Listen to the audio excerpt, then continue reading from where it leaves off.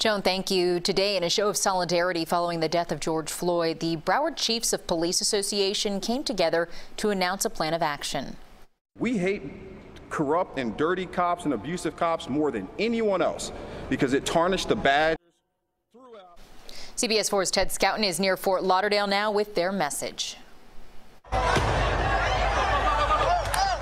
Chaotic scenes unfold between police and protesters demonstrating over the death of George Floyd last weekend. In one instance, we see a kneeling woman pushed by a Fort Lauderdale police officer, then a fellow officer breaking it up.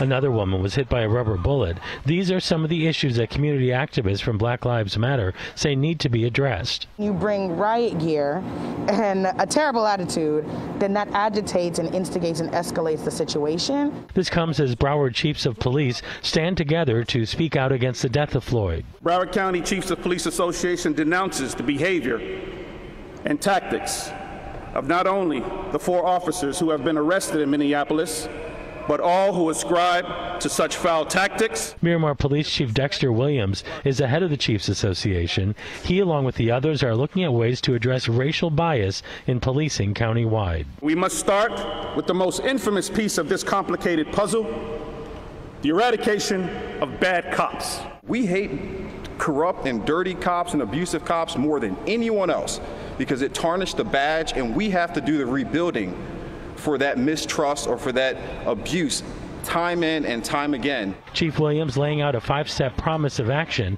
including the eradication of bad cops, to review use of force policies, to educate officers on bias, systemic racism, and cultural sensitivity.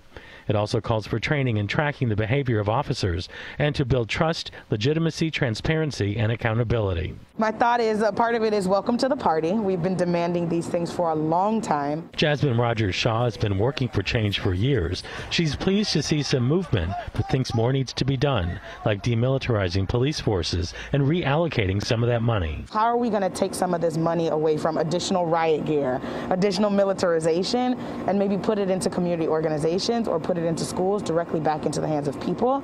BSO said it's already spending $500,000 on its own bias training program, but they said they're going to increase that budget to $1 million. They said that plan is also available to other Broward cities.